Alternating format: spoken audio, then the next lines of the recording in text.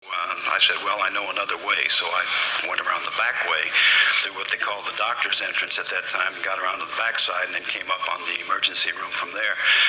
But as the reporters who were there will tell you, there was no way of getting in, of course, to the emergency room. That was totally sealed off by the time the bus and everyone else got there.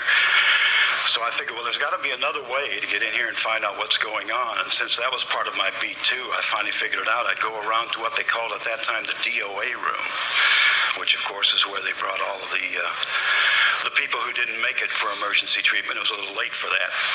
And I quickly scooted around to the backside and came in the back door.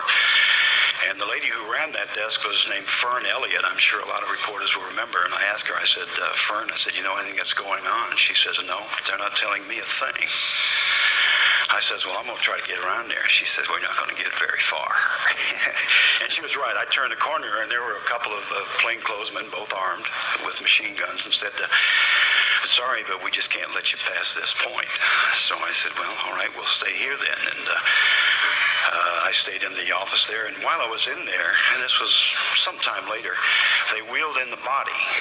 And I asked one of the ambulance drivers who I knew at that time, I said, where's this coming from? He said, I don't know. He said, we picked this one up over at the Texas Theater over in the Oak Cliff area. It's a police officer. His name is Tippett. And, of course, I knew nothing about what was going on at the Texas Theater at that time because we were pretty much in solitary in Parkland. Well, eventually it came around. I got back outside knowing I couldn't get anything done there. And shortly after that, the word came out about the fate of the president. And while Bert and 2,499 other reporters were the first to announce the president's death, I was the 2,501st. I never did get to because my news director had shown up by that time and he took it upon himself to take over those duties.